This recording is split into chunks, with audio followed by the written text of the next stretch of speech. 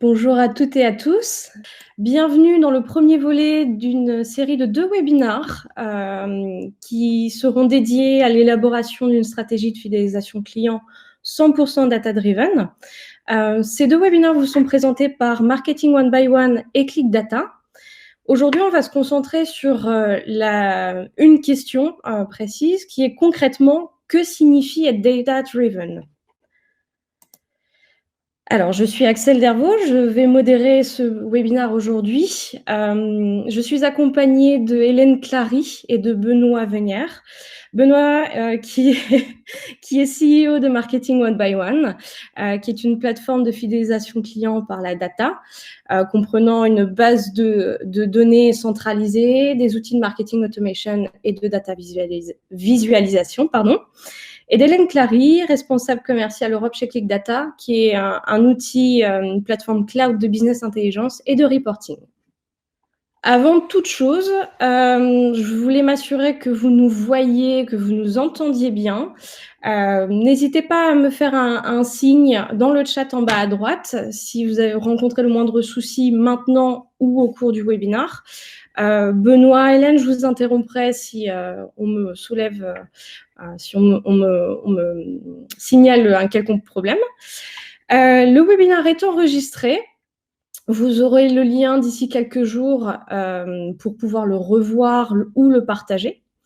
Si vous avez des questions au cours du webinaire sur le sujet du webinaire, le chat est ouvert également au même endroit. Vous pourrez m'envoyer les messages, vos questions, et puis j'en prendrai note et on pourra échanger en fin de webinaire. Et vous pouvez également réagir sur Twitter et LinkedIn avec le hashtag DataDrivenWebinar. Allez, c'est parti. Alors, ces webinaires s'adressent à 2 typologies de personnes, de professionnels, de cibles. Tout d'abord, aux responsables marketing, à la recherche de bonnes pratiques de fidélisation client à l'heure des plannings et des budgets. Mais également au top management qui souhaite instaurer une culture data-driven et une politique data-driven au sein de leur entreprise. Au programme aujourd'hui de ce webinaire, le déroulé de ce webinaire va s'axer autour de 3 points. D'abord, on va revenir sur le terme de data-driven, mais au-delà, on va aller au-delà de la définition de ce terme, qui est plus qu'un buzzword, c'est un vrai changement dans la manière de prendre des décisions opérationnelles et stratégiques. Et on va voir comment on peut implémenter cette culture de la donnée. On va se concentrer ensuite sur les bénéfices d'une stratégie client data-driven pour enrichir ces stratégies marketing et aller au-delà de la mesure de performance. On va voir comment on peut utiliser la donnée pour analyser les performances produits et de ces commandes. Et puis, on va prendre un peu plus de recul et se positionner au niveau du top management.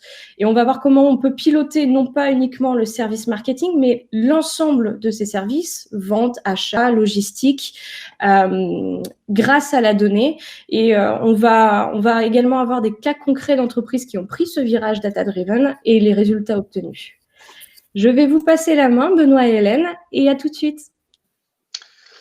Eh bien, bonjour. Donc, le data-driven, c'est quoi? C'est déjà un premier mot très anglais qu'on ne côtoie pas encore tous les jours, mais c'est une stratégie, on va dire, une façon de voir les choses. C'est de pouvoir diriger sa stratégie marketing, ou on va le voir après, de business, par l'intermédiaire de la data. Et donc, cette stratégie data-driven, c'est tout d'abord pour le marketing, c'est-à-dire se servir de l'ensemble des data qui pourraient être collectées pour mieux connaître vos consommateurs et pour mieux communiquer avec eux. Mais pas simplement, c'est-à-dire que le data-driven peut être appliqué à tous les services de l'entreprise, ou quasiment tous. Le principe, en fait, c'est de pouvoir, avec une vue centralisée de la data, prendre des directions stratégiques en fonction de l'évolution de cette même data et de pouvoir mesurer du coup comment ces stratégies se mettent en place et si elles sont efficaces ou non. Et donc d'autres services comme par exemple le service client, le service après-vente, le contrôle de gestion, les achats, la logistique peuvent être directement impactés par la data et donc peuvent suivre une stratégie de data-driven. Je le prononce moins bien qu'Excel, hein, désolé, data-driven. Juste alors, pour bien comprendre comment ça fonctionne, Le principe, c'est de pouvoir centraliser au même endroit l'ensemble des données qui pourraient être utiles à analyser et à croiser. Et donc, quand on pense au marketing, on parle d'abord des contacts que vous avez dans votre base de données, que vous collectez. Ça peut être des contacts web, des contacts offline, des contacts prospects, des clients. Donc, l'ensemble des contacts avec l'ensemble de leurs points de contact, que ce soit des emails, des adresses postales, des numéros de téléphone, etc. Tous les critères également déclaratifs que vous pourriez avoir déjà sur ces contacts. Leur nom, prénom, leur âge, enfin voilà, l'ensemble des critères que vous pourriez leur demander. Ensuite, il y a toute la partie transactionnelle, c'est-à-dire les différents types d'achats, que ce soit des achats physiques ou des achats digitaux. Ensuite, il va y avoir également toutes les liaisons avec le service client. Donc, est-ce que j'ai remonté une insatisfaction? Est-ce que j'ai communiqué par chat ou par téléphone ou par mail avec le service client pour une raison ou pour une autre? Ensuite, il va y avoir également tout votre catalogue produit. Donc là, le catalogue produit, ça va être l'ensemble des références produits ou des offres que vous commercialisez, avec un numéro unique pour chaque offre ou chaque produit, avec son descriptif, ses prix, ses visuels, pourquoi pas la disponibilité des stocks. Enfin voilà, on peut appeler ça également un PIM, hein, Product Interaction Management, donc l'ensemble des offres que vous avez à disposition. Et puis également tout le tracking qu'on est en mesure de faire aujourd'hui sur vos sites web. Non pas simplement pour mesurer au niveau statistique ce qu'il se passe sur le site web, hein, comme un Google Analytics pourrait le faire, mais vraiment de pouvoir attribuer à chaque contact l'ensemble des visites qu'il réalise sur votre site web, que ce soit les produits visités, les produits mis dans le panier, s'il fait appel au FAQ, le temps passé, etc., etc. Donc ça, c'est vraiment le tronc commun, entre guillemets, pour avoir une vision centralisée au niveau client. Et donc, déjà, le premier principe, c'est de pouvoir alimenter l'ensemble de ces sources de données au sein d'une base centralisée. Alors, il y a plein de noms possibles hein, sur les bases centralisées. Nous, on appelle ça une Customer Data Platform, une CDP, parce que justement, elle se focalise d'abord sur vos clients et vos prospects identifiés. Il peut y avoir d'autres structures de bases de données, comme des DMP, comme des data lakes, des data warehouse, des data mart, enfin, plein de trucs avec des data. Toujours est-il que le but est toujours le même, c'est de centraliser au même endroit l'ensemble de ces informations, de pouvoir les dédupliquer entre elles, hein, pour qu'on parle bien d'une information centralisée au niveau du contact, et de pouvoir croiser l'ensemble de ces données entre elles pour justement créer des agrégats, créer des tableaux de bord et créer des vues sur ces datas.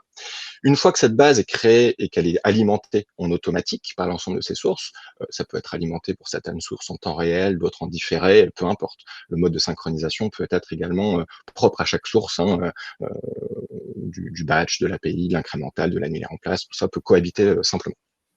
Une fois que cette base est créée, est alimentée, elle est hébergée, eh bien, on vous conseille, pour avoir une stratégie data-driven, de plugger à cette base de données un outil de data visualisation ou de business intelligence. Donc, c'est aussi la raison pour laquelle on fait ce webinaire avec ClickData, puisque forcément, c'est la spécialité de ClickData. Donc, cet outil de data vise, une fois qu'il est plugué, il faut garantir le fait qu'il soit bien alimenté en data et que vous puissiez accéder à l'ensemble de ces data dans l'outil de data vise et que ces données se mettent à jour à la même fréquence dans l'outil de data vise que dans la base de données. Et une fois que vous avez cet outil de data visualisation, il faut réfléchir à quels tableaux de bord sont les plus pertinents pour vous pour actionner différentes stratégies. Et ensuite, simplement ensuite, vous pouvez réfléchir à l'organisation que vous allez pouvoir mettre en place pour pouvoir tirer profit de cet enseignement data et du coup mettre en place aussi bien au niveau marketing que sur tous les autres services vraiment un plan d'action lié à l'enseignement sur ces data. Je vais compléter. Je suis ravie de vous retrouver. Bonjour à tous. Effectivement, peut-être juste un petit mot sur l'intérêt de cette vue consolidée. C'est quoi le bénéfice métier pour vous? C'est que finalement, au lieu de vous tenir simplement à un instinct stratégique dû à une source, vous allez avoir, par cette vue consolidée, une information beaucoup plus précise sur les différents profils auxquels vous faites face. Et l'intérêt, c'est que toutes les actions, face à des profils plus précis, toutes les actions vont être beaucoup plus pertinentes. Donc, c'est vraiment l'enjeu d'une vue consolidée, c'est finalement d'avoir un impact plus fort parce qu'on comprend plus finement ce qui se passe au niveau de ces contacts et des différents profils de consommateurs. C'est particulièrement intéressant dans le cadre de la fidélisation client, et on va vous en parler plus en détail un petit peu plus loin.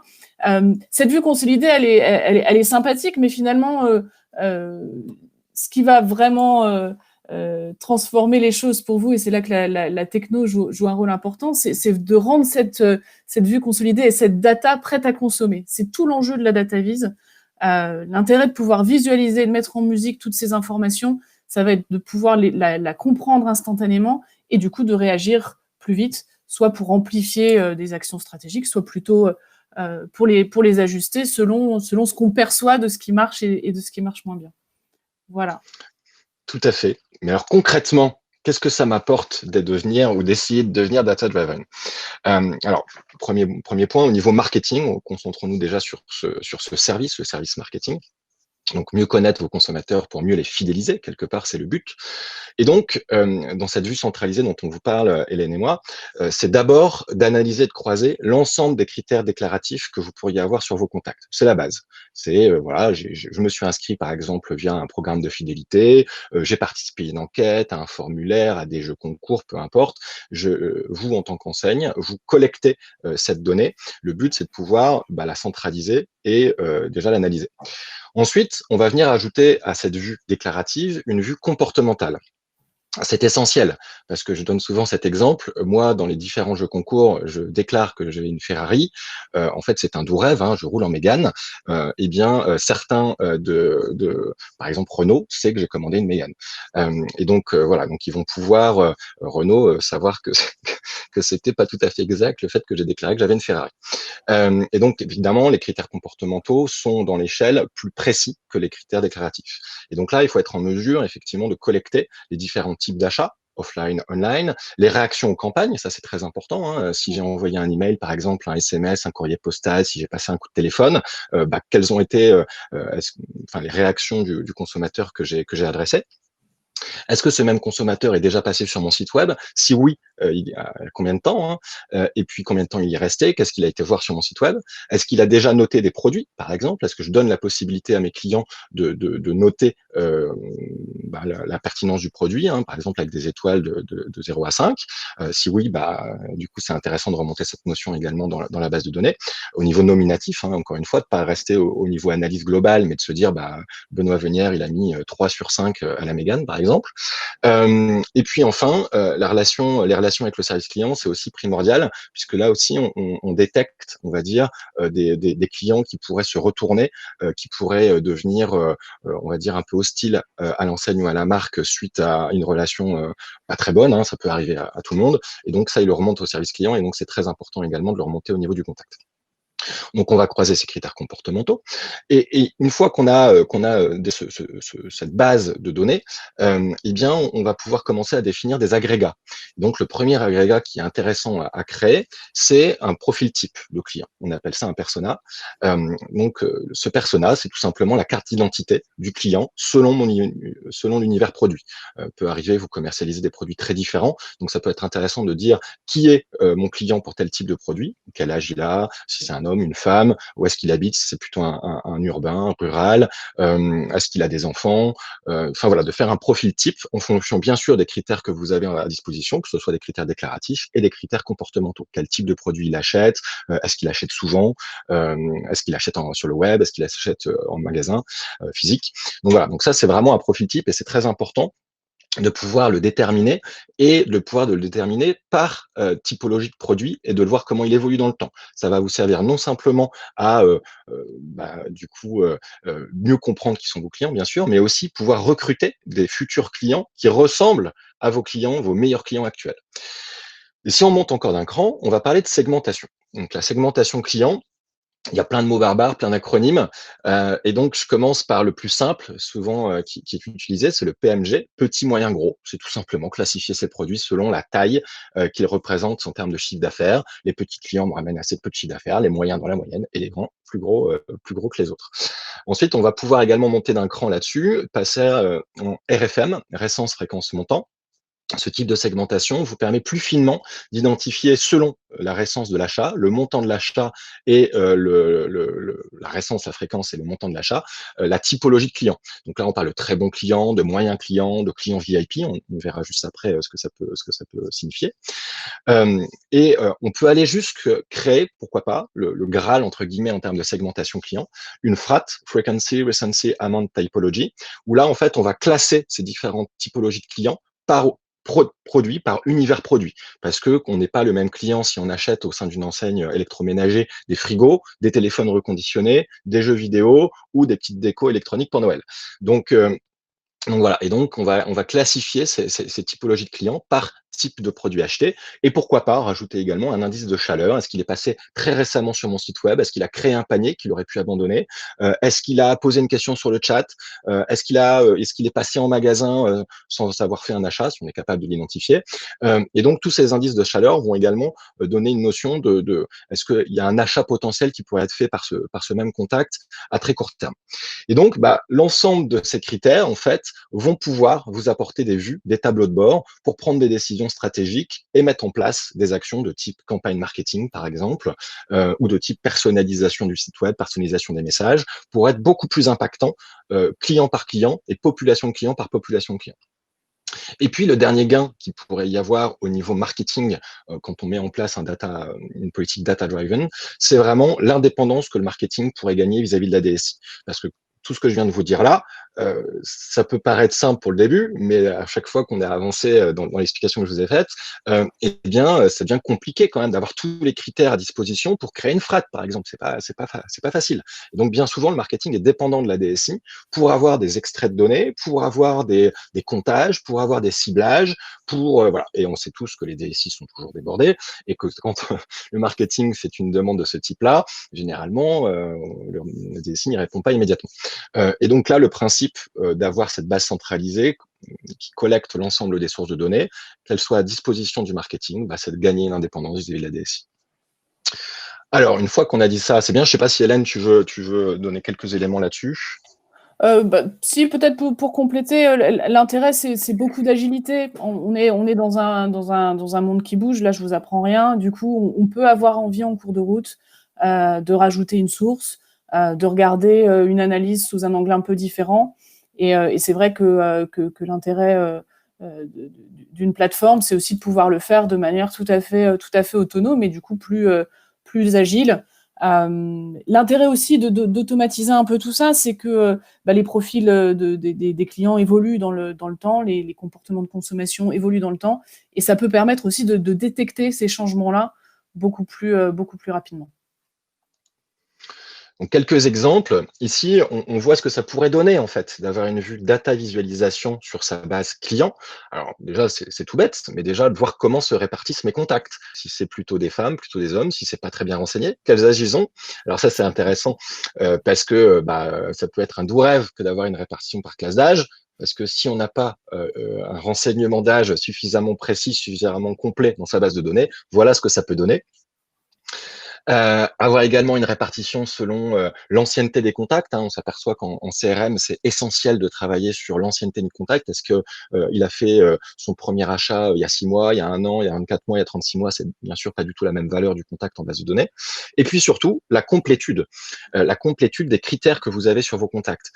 Ça peut être très très bien d'envisager une politique omnicanal et de se dire je vais faire du push-up, je vais faire de l'email hyper pointu, je vais faire du SMS. Mais si on a 7% de sa base renseignée en numéro de téléphone mobile, peut-être se calmer un peu sur le SMS et peut-être prévoir une collecte plus massive de numéros de téléphone de ses contacts avant d'imaginer toutes les campagnes qu'on pourrait faire avec.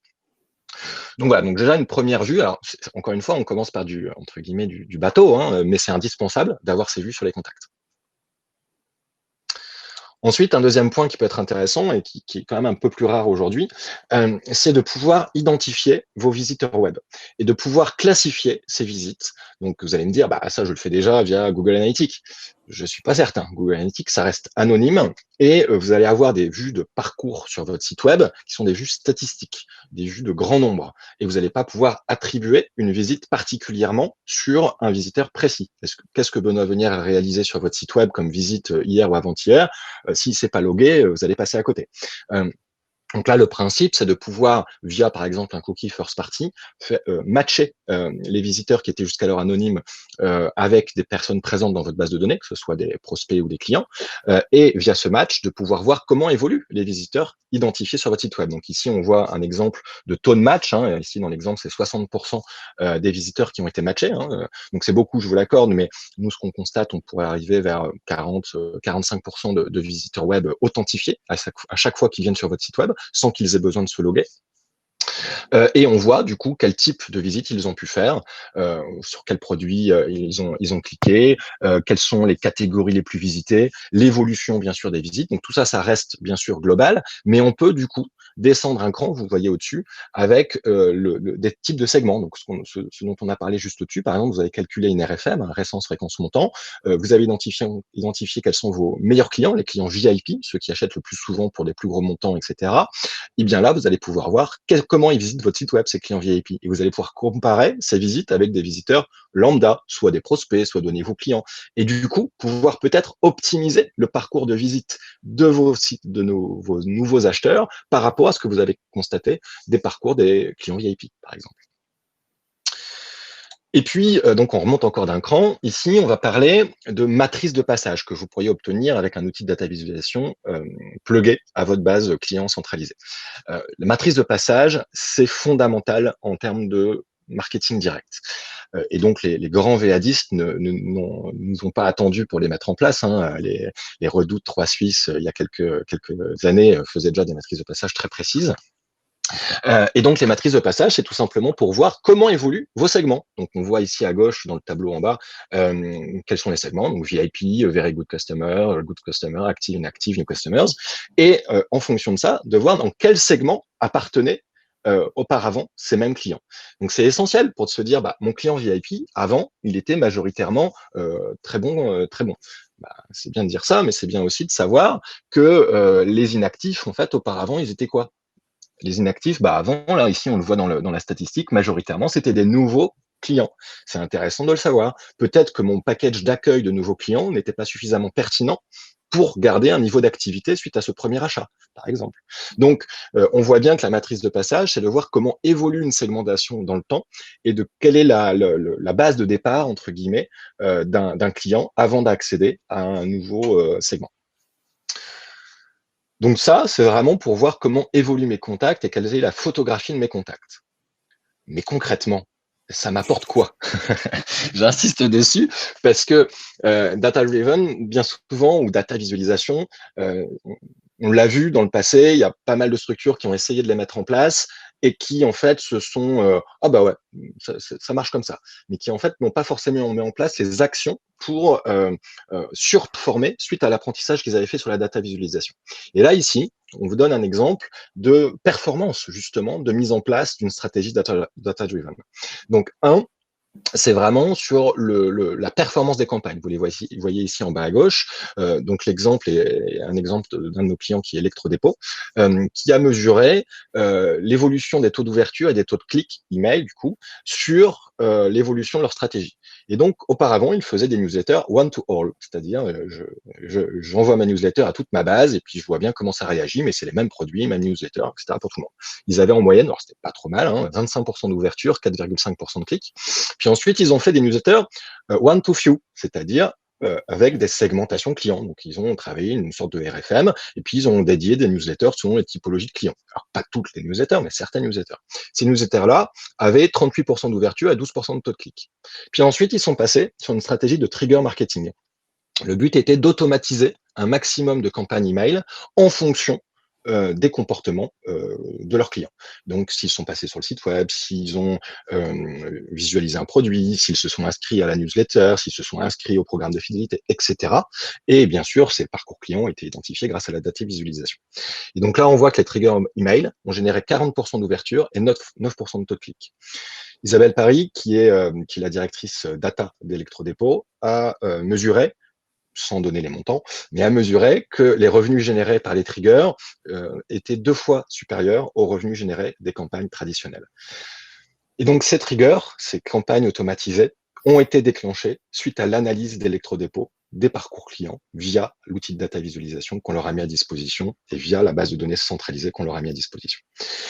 Donc, on voit bien que c'est pas juste pour se faire plaisir, c'est pas juste pour se dire « Ah bah super, je vois qui sont mes clients ». Non, je mets en place des vraies campagnes automatisées pointues qui correspondent à ce que j'ai analysé et du coup, j'ai le chiffre d'affaires additionnel qui va avec.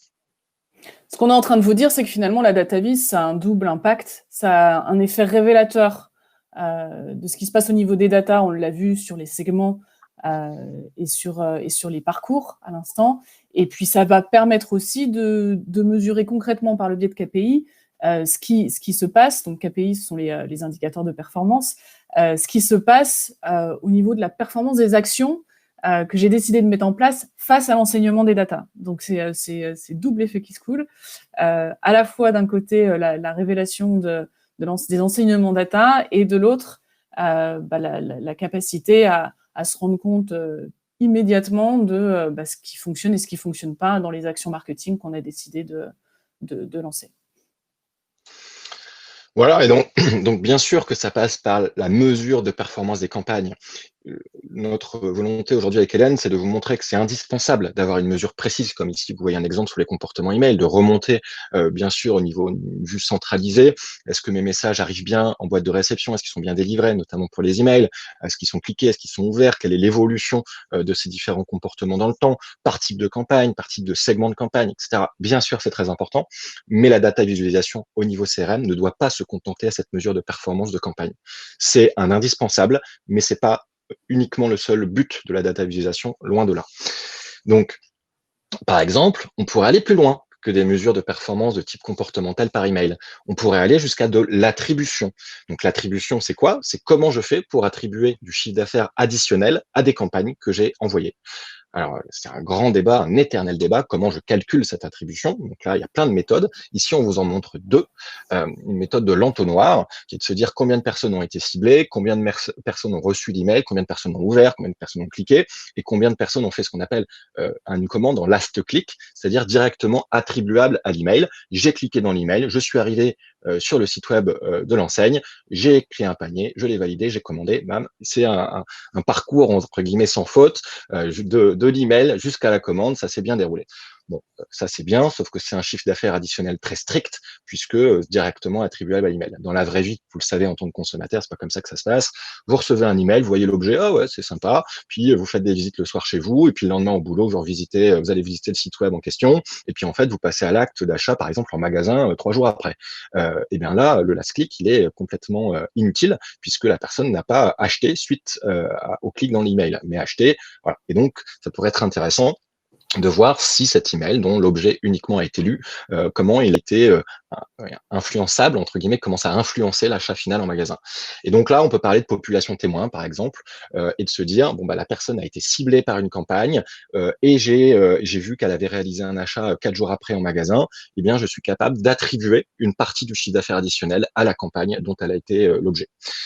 Et donc là, on parle de population témoin, c'est-à-dire de regarder quel est le chiffre d'affaires additionnel qui a été généré par ces clients qui ont été adressés par une campagne par rapport au chiffre d'affaires additionnel ou pas qui a été fait par des personnes qui n'ont pas été adressées par cette campagne.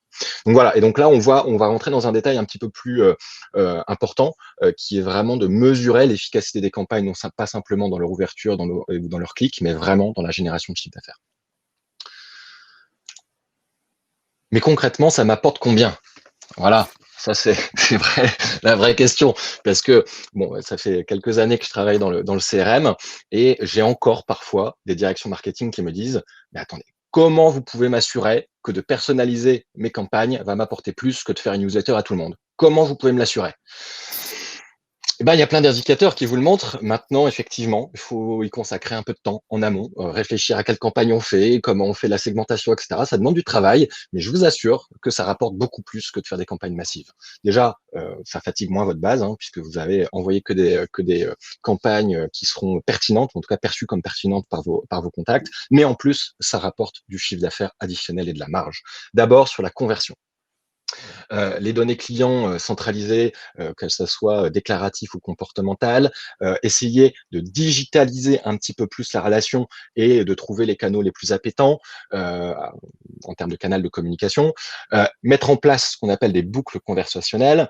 Donc ça veut dire tout simplement essayer de créer un dialogue, même s'il est réalisé automatiquement, mais de rebondir sur des événements constatés, réalisés en magasin, réalisés sur le site web, réalisés via les avis clients par exemple. Tout ça, c'est très efficace, ça permet de convertir beaucoup mieux. Par exemple, une relance sur abandon de panier vraiment bien réfléchie, bien faite, sur le bon canal, avec la bonne personnalisation, ça marche très très bien.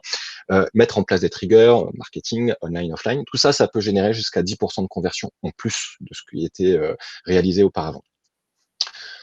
Et donc justement, je voudrais vous montrer ce que ça peut donner dans un cas réel. Donc je tairai le cas précis derrière ces tableaux de bord. Toujours est-il que les newsletters permettaient de convertir à 4%. C'est-à-dire que toutes les personnes ciblées, c'est-à-dire toute la base qui était ciblée, il y avait 4% des gens qui convertissaient suite à l'envoi de cette newsletter. Les triggers permettent de convertir à 11%, c'est-à-dire quasiment 3 fois plus de taux de conversion de triggers par rapport à des newsletters standards. On voit ensuite, en dessous, la comparaison entre les messages délivrés, les messages ouverts, les messages cliqués et le CA par client. Vous voyez bien que ne serait-ce que l'ouverture, il est quasiment au triple également, les taux d'ouverture des triggers, et le nombre de clics, 4% par rapport à 3%, on dit bon, c'est pas une énorme différence. La grosse différence, elle est tout en bas, le CA par client. Je ne sais pas si vous voyez, mais les personnes qui ont cliqué une newsletter traditionnelle rapportent en moyenne 22 €. Les personnes qui ont cliqué suite à un trigger rapportent en moyenne 128 €. Donc on voit bien que sur tous les indicateurs qui permettent de mesurer une performance d'une campagne, notamment email, mettent en avant qu'un trigger qui est très précis, même s'il est distribué à beaucoup moins de personnes, est beaucoup plus efficace qu'une newsletter de type classique one-to-all. Ensuite, le deuxième indicateur sur lequel une stratégie data-driven va impacter, ça va être le réachat. C'est le cœur du sujet, puisque on sait que dans une base de données standard, à peu près 80%, entre 70 et 80% des clients n'achètent qu'une fois. Voilà, c'est le constat, c'est ce qu'on constate chez la majorité de nos clients. Tous les acheteurs, en fait, de votre base de données, c'est 70% au minimum qui n'ont acheté qu'une fois. Comment on fait pour les faire acheter une deuxième fois? Et donc là, c'est le réachat qui va compter, et c'est toute la fidélité que vous allez pouvoir générer, tout le programme de fidélité que vous allez pouvoir créer. Donc il y a plein de techniques, mais les premières, c'est tout simplement de personnaliser, encore une fois, sur le comportement avéré du primo acheteur. Quel produit il a acheté, comment il a réagi, est-ce qu'il a acheté sur votre site web, etc. De l'analyser pour pouvoir lui proposer une expérience tout aussi intéressante pour son second achat. Donc là, on voit que le CA par client peut être augmenté de 4,5% grâce à des techniques de réachat basées sur la data. Et donc, la mesure de la fidélité, ça se mesure comment? Ça, c'est un point essentiel qui remonte également en data visualisation. C'est le nombre de jours, le délai moyen entre un réachat, un premier achat et un réachat. C'est essentiel. Il faut faire baisser ce délai. C'est essentiel. Comment je fais réacheter mon client une deuxième fois dans le délai le plus court possible? Et c'est quoi mon taux de réachat? Donc, taux d'achat 21%, c'est-à-dire dans ma base de données combien j'ai d'acheteurs quelque part, et taux de réachat 2,22%. Il a été divisé par 10. Les gens qui ont acheté une fois, il n'y en a que 1%, enfin 10%, pardon, qui ont acheté une deuxième fois. Voilà. Après, on va pouvoir mesurer ça de manière plus fine en répartissant les commandes par, le nombre de commandes en termes de proportion par client, combien ont participé à votre programme de fidélité, combien ont installé l'application, qui est aussi un média qui permet de fidéliser de manière sympathique. Voilà. Donc, tous ces tableaux de bord sont bien sûr concevables dans une stratégie data-driven quand on a plugué une base de données client. Mais concrètement, ça m'apporte combien? Encore une fois, ça m'apporte un taux de réactivation bien supérieur. Comment je fais pour réactiver ces anciens clients qui n'ont acheté, peut-être qu'une fois ou peut-être plusieurs fois, mais ils n'ont pas réacheté depuis 12, 24 ou 36 mois. Ça devient un client inactif. Comment je fais pour le réactiver? Arrêtons les communications massives à l'ensemble de vos clients inactifs une fois ou deux fois l'an en disant bénéficiez de ma super offre promo, cliquez ici pour en bénéficier. Non, ces clients ont eu un historique d'achat très précis avec vous, un historique de parcours très précis avec vous.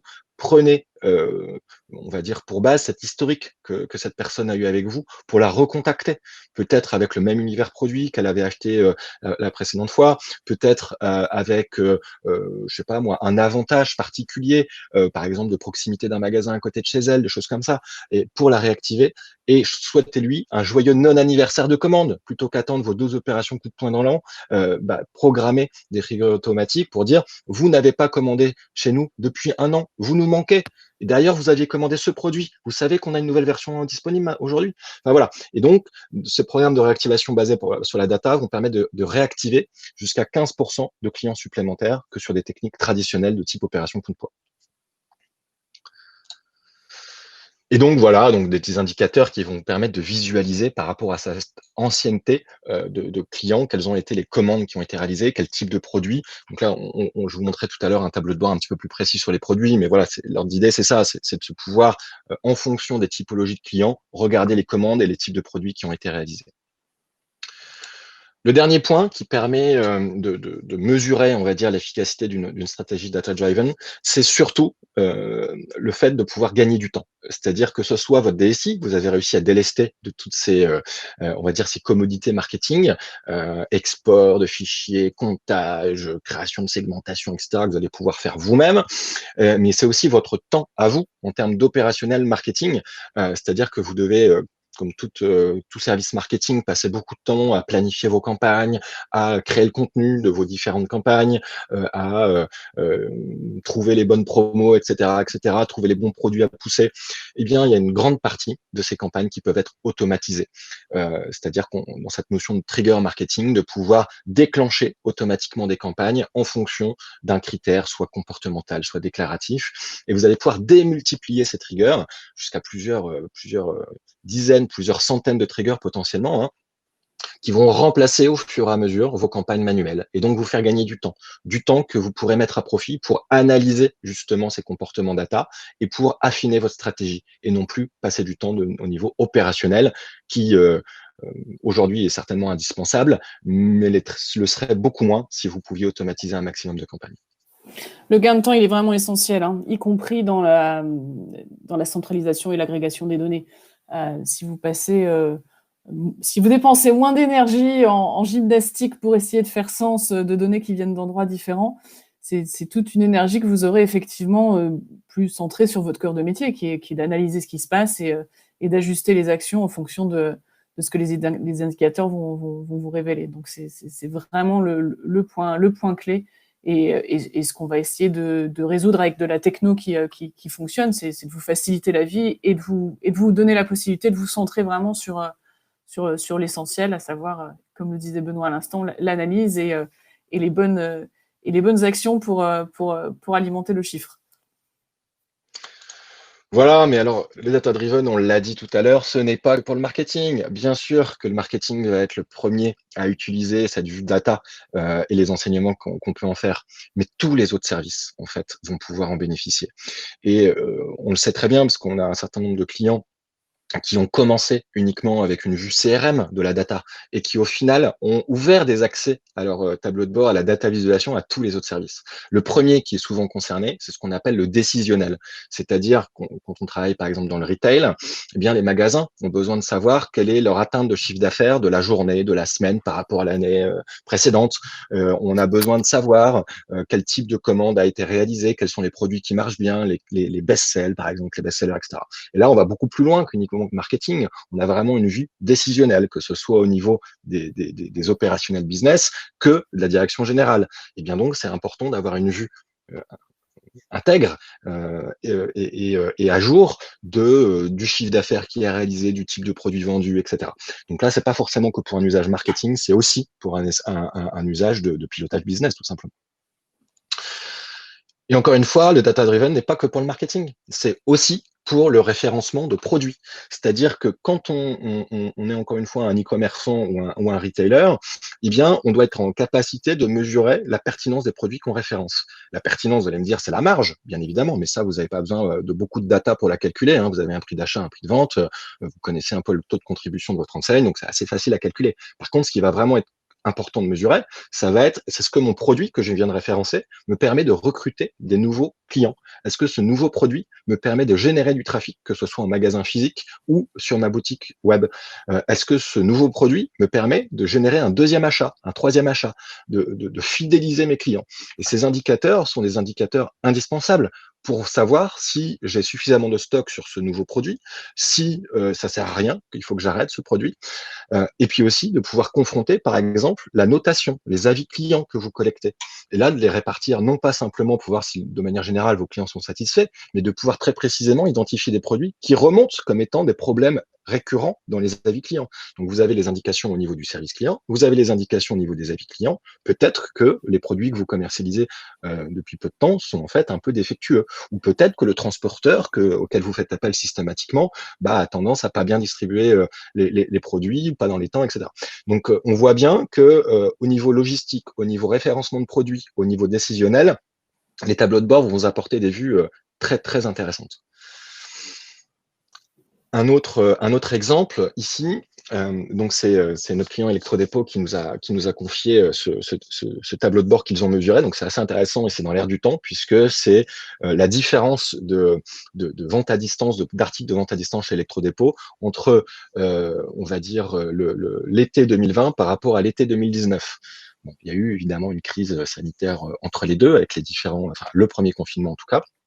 Et vous voyez un peu en bleu les points qui sont des points liés à des zones de chalandise des magasins Electrodépôt. Donc, je ne sais plus combien de kilomètres autour des magasins, mais c'est le principe, c'est celui-là. Et les points rouges qui sont, elles, des zones en dehors des zones de chalandise. Et donc, on voit que les magasins Electrodépôt ont conforté, entre guillemets, leur présence physique pour générer des commandes online. Pour autant, les magasins étaient fermés. Donc, on voit bien quand même que la présence des magasins a continué à générer des ventes à distance dans les zones de chalandise, mais aussi qu'Electrodépôt a gagné, on va dire, des clients qui étaient en zone blanche, qui n'étaient pas du tout proches d'un magasin et qui ont été gagnés pendant cette période de confinement. Donc, on voit aussi que la data visualisation pourra apporter certains enseignements de ce type-là. Le dernier exemple, également ici, c'est un exemple de délai de livraison. Donc, on voit ici dans des histogrammes les différentes semaines et on voit avec le code couleur, en fait, le vert, c'est quand le délai a dépassé 1 mois de livraison. Le bleu, c'était quand c'était entre 3 semaines et 1 mois.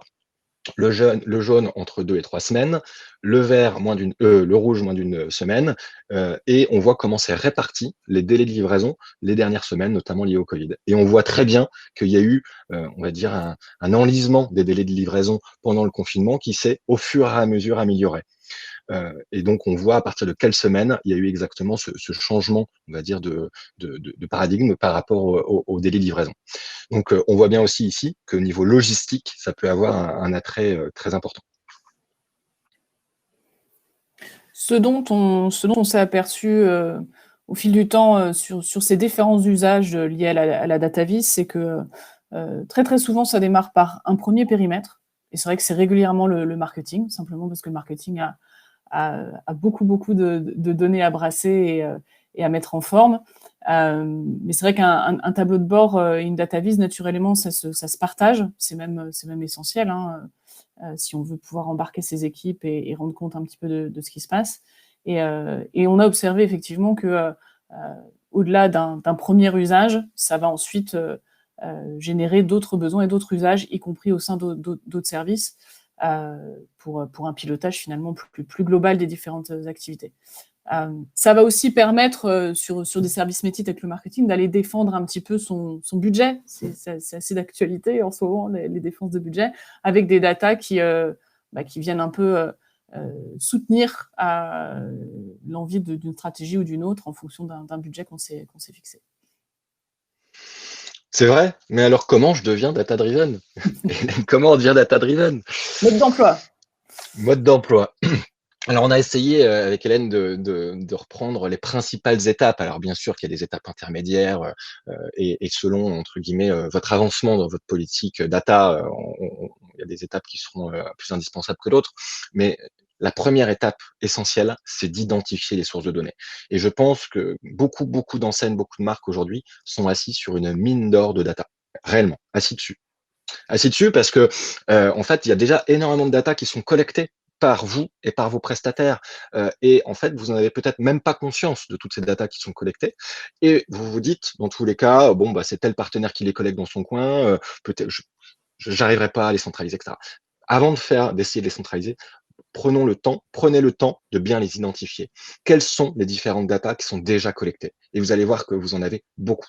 Et là, il faut réfléchir vraiment sur l'ensemble des services de votre entreprise. Qu'est-ce qui est collecté au niveau du service client? Qu'est-ce qui est collecté au niveau du SAV? Qu'est-ce qui est collecté au niveau du site web? Qu'est-ce qui est collecté au niveau du magasin? Qu'est-ce qui est collecté avec mon partenaire de dépôt d'avis, etc., etc. Donc vraiment de lister, d'identifier l'ensemble des datas d'ores et déjà collectées. Et puis ensuite, se dire, alors je complète un petit peu ici, mais de se dire, OK, bah, maintenant je sais quelle data est collectée, bah, ça serait intéressant que je regarde sous quelle forme, par exemple. Voilà. Ensuite, une fois qu'on a fait cet état des lieux des datas collectées, c'est très intéressant aussi de se dire qu'est-ce que je veux faire de manière prioritaire sur cette data. Et ça doit intervenir très très tôt. C'est-à-dire que ce qu'on constate assez souvent aussi, c'est qu'il y a des clients qui nous demandent d'avoir déjà en place une base centralisée, d'avoir déjà en place un outil de data vise avant de se poser les questions de ce qu'ils voudraient en faire. Alors, ils l'ont de manière macro, mais ils l'ont pas défini précisément. Et c'est dommage parce que en fait, on peut faire énormément de choses avec la data. Le problème, c'est que ça peut demander un peu de temps quand même de collecter tout ça, de centraliser tout ça, si on veut vraiment avoir accès à toute la data. Et donc, le but, ça serait vraiment d'identifier en amont des chantiers prioritaires d'usage de cette data. Est-ce que c'est à des fins CRM pour commencer? Est-ce que si c'est à des fins CRM, est-ce que c'est pour une segmentation? Est-ce que si c'est pas pour une segmentation, est-ce que c'est pour mettre en place des campagnes plus automatisées? Est-ce que c'est pour plus personnaliser mon espace client sur mon site web? Est-ce que c'est pour plus personnaliser mes communications? Enfin voilà, de définir des chantiers prioritaires et du coup de créer une première base de données agrégée qui va prendre en compte prioritairement ces datas pour que ça soit opérationnel très vite et pas simplement d'attendre que toutes les datas du monde entier alimentent ma base de données.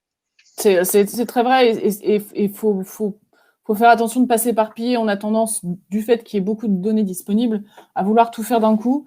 Nous, les cas qu'on a vus les plus performants, c'est quand on démarre par un premier périmètre, un premier cas d'usage.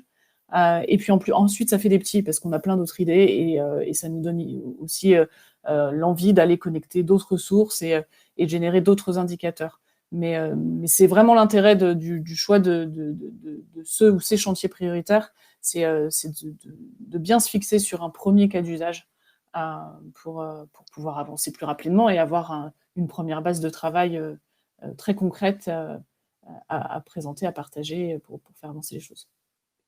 Tout à fait. Et une fois que ces chantiers ont été identifiés, ensuite, bien sûr, travailler sur la création de cette base centralisée, connecter les différents partenaires qui pourraient apporter de la data, connecter les différents services qui collectent également cette data, et puis synchroniser du coup cette base avec l'outil de DataVis. Ça, c'est important parce que je me permets de le dire aussi, mais ce qu'on constate très souvent, c'est qu'il y a des outils de DataVis, il y en a plein. Alors, il y en a un beaucoup mieux que les autres, évidemment, Hélène.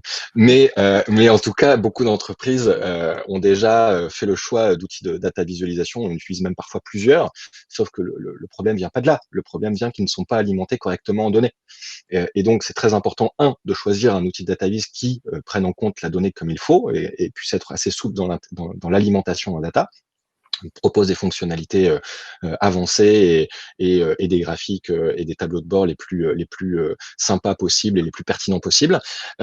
Pour autant, il faut s'assurer que cet outil soit bien alimenté avec toutes les datas que je veux mesurer, que je veux analyser, et que ça se fasse de manière rapide.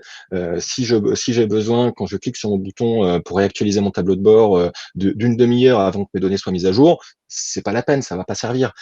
Si en fait il y a un silo de mes données qui est pris en compte par l'outil de DataVis, je vais pas pouvoir croiser les données entre elles et donc du coup je vais pas pouvoir avoir une vraie stratégie data driven. Donc au final, l'outil de DataVis doit venir vraiment doit être alimenté par cette base centralisée. Et d'abord la base centralisée, après l'outil de DataVis, parce que sinon, en fait, il est beaucoup moins efficace que ce qu'il pourrait l'être. Et puis enfin, le dernier point, ça va vraiment de mettre en musique cette analyse et ces enseignements qui ont été tirés via l'outil de DataVis pour pouvoir automatiser, alerter et piloter votre activité avec cette data. Super. Peut-être pour conclure sur l'étape 5, donc on a dit que la DataVis était révélateur des données, révélatrice des données, ce serait mieux, qu'elle permettait aussi de pouvoir ajuster ses actions dans le temps. Tout ça, ça marche si on peut automatiser l'ensemble du flux pour toujours avoir en face de soi les données les plus fraîches, quelle que soit leur origine. Et ça marche si on a les moyens d'alerter. Un tableau de bord, je vous le disais tout à l'heure, ça doit se communiquer. Ça peut se communiquer de manière récurrente. Tous les lundis matins, on reçoit son tableau de bord, ça c'est une chose, mais ça doit aussi pouvoir générer des alertes en fonction de ce qui se passe. Ça peut être sur les bonnes ou les mauvaises nouvelles. Une mauvaise nouvelle, ça pourrait être un dépassement de budget sur un segment donné. Une bonne nouvelle, ça pourrait être une atteinte d'objectif. En tout cas, j'ai besoin de le savoir, et comme le disait Benoît, j'ai besoin de le savoir tout de suite. C'est ce qui va me permettre de pouvoir piloter les choses efficacement. Merci Benoît, merci Hélène. On a appris plein de choses. N'hésitez pas dans le chat à m'envoyer vos questions. J'en ai eu quelques-unes. Alors, je vais revenir sur la slide précédente. Parce que vous parlez de mode d'emploi, des 5 étapes qui sont très claires, mais concrètement, quel serait le délai de mise en place d'une politique data-driven et qui est-ce qu'on doit solliciter au sein de l'organisation ? Donc le premier point, c'est la construction de cette vue centralisée qui peut prendre du temps, quoique aujourd'hui, effectivement, on va quand même beaucoup plus vite que sur des solutions plus anciennes. Aujourd'hui, une création de base centralisée de type CDP, en tout cas chez nous, ça prend entre 3 et 6 mois. Selon le nombre de data qu'on va alimenter, selon la complexité des data existantes et selon le nombre on va dire, d'utilisateurs de ces data, que ce soit des partenaires, des outils, etc. Donc aujourd'hui, le chantier quelque part un peu technologique lié à la création de la base centralisée, c'est entre 3 et 6 mois, 3 à 5 mois.